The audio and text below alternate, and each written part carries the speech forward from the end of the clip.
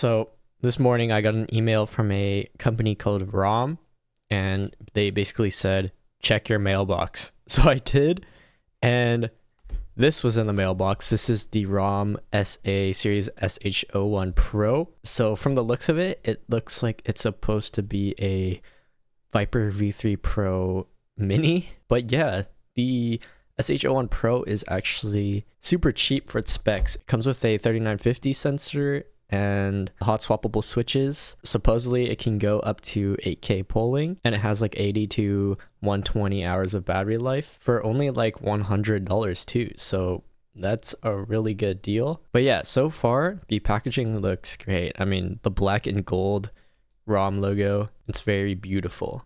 But yeah, let's get this opened up. I also don't know what this is. They also sent this to me. I'm guessing it's an 8K dongle, but yeah, we'll figure that out.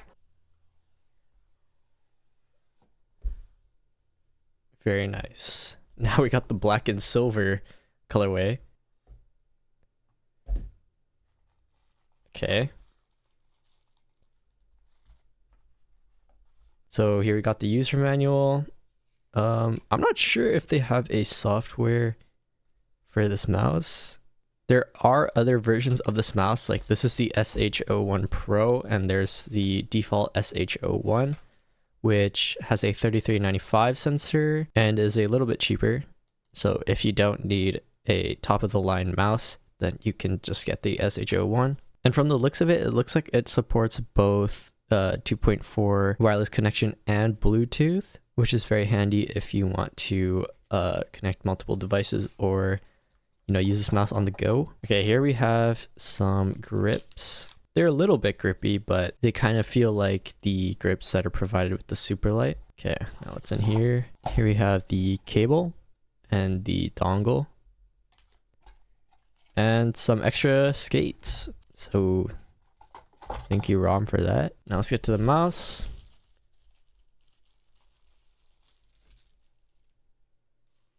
There you go. This looks exactly like a Viper.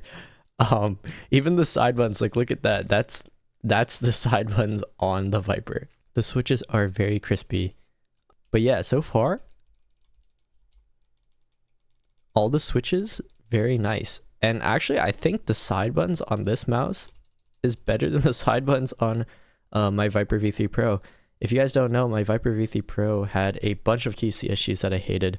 And people said I was nitpicking. Like I said my left mouse button felt different than my right mouse button, but it was a noticeable difference. Even if you use that mouse, you would be bothered by that too. And my side buttons were mushy as hell on that Viper. So yeah, people say I'm nitpicking, but honestly, I'm just telling you my experience. These Razer Glazers out here, they don't give me a break. And once again, I have a thing for mice with big butts and a slim waist, and this mouse is another example of that. I like how the bottom rests in my palm and it kind of goes inwards so I can get a good grip at the top. So yeah, another great fingertip or claw grip option. The scroll wheel feels fine. It feels a little bit loose, but I'm a little bit biased because I like hard tactile scroll wheels, but it's nothing bad. It's nothing like my ULX where it felt like the scroll wheel was gonna fly off. But yeah, clicks are very good as well. So far, all the switches and everything are very good. Like no complaints so far. I think this is DPI button as well. Oh wait, the DPI button's on the bottom. Yeah, the DPI button's on the bottom. So it's probably the, I don't know, the polling rate switch. Yeah, so far I'm super impressed with the build quality of the mouse. I don't know why, but Razer being such a big company charging like $200 for a mouse, their mice still come with a whole bunch of QC issues. Like my mouse out of the box, you could just tell that there were a lot of issues. But yeah, I'm super impressed with this one, and so far everything feels good.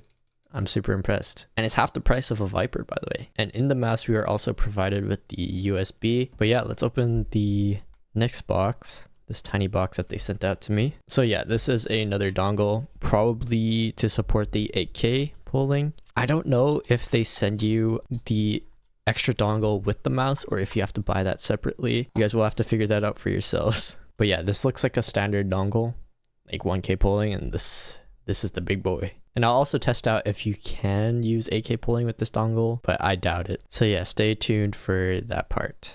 But yeah, that was the unboxing, and I'll let you know how my experience with this mouse goes. So I was wrong, they actually do have a software, and it's a web-based software. Very good. It's very complicated because it's supposed to be in Chinese and everything is Google translated on my page. And there seems to be a lot of features, but also a lot of useless features. Like here we have the DPI speed. For some reason it's written twice. And here we have the polling rate. And there's a feature called X polling where you can actually set a custom polling rate. Now this is the lighting. It just turns on the light on your mouse. It's supposed to be this light. Performance mode. I don't know what this does. It probably means that this mode is better if you're playing on a glass pad, just so your sensor can adapt to that. I don't have a glass pad on me right now, so I can't test this out, but yeah, so we'll turn that off and just play on high performance. Level of deafness, lift off distance. And here we got the angle snapping. You can leave that on if you like angle snapping or not. Ripple control, mobile sync, motion sync. I usually have that off. Wireless turbo improves wireless performance at long distances and in strong interference environments, but increases power consumption. This is the first time I've seen this feature on a mouse. You can start a wireless optimization. I'm gonna do that right now. But yeah, I think that's really cool because, you know, sometimes you're not playing on your desk. You might be playing on a couch that's pretty far away. So having that feature could be useful to you. Sleep time, you can set that to whatever you want. Angle correction, angle tuning, I wouldn't touch this because basically your horizontal movements, you can adjust. Like I'm moving my mouse left and right now, but it's going diagonally. So I would not touch that. Maybe by like 1 or 2 if you do have some trouble getting a horizontal movement. If you're angling your wrist, for example.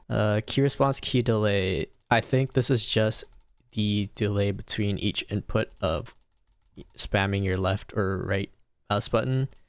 I would also just leave that. Oh, they do have English. Bruh.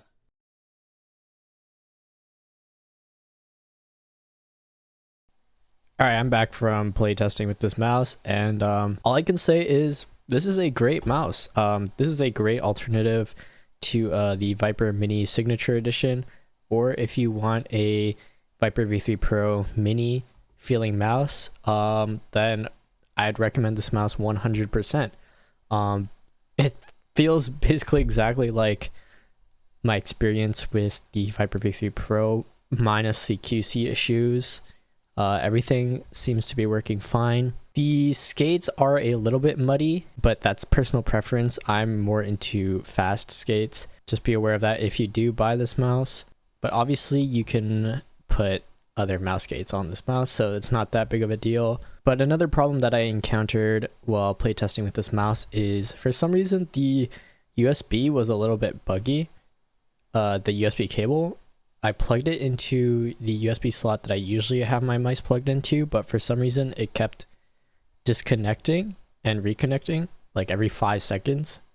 So I thought something was wrong with the cable, but then I switched the USB slot and it works fine. That's never happened to me before. I don't think that USB slot is broken because, you know, that's my usual USB slot for my mice. So yeah, that was a bit weird.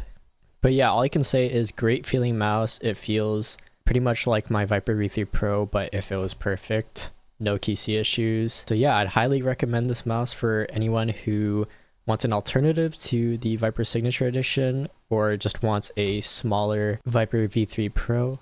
The setup for the 4K dongle was a little bit tedious. You just need an extra USB-C cable when you plug in the dongle and the mouse into your computer at the same time, and you have to pair both of them.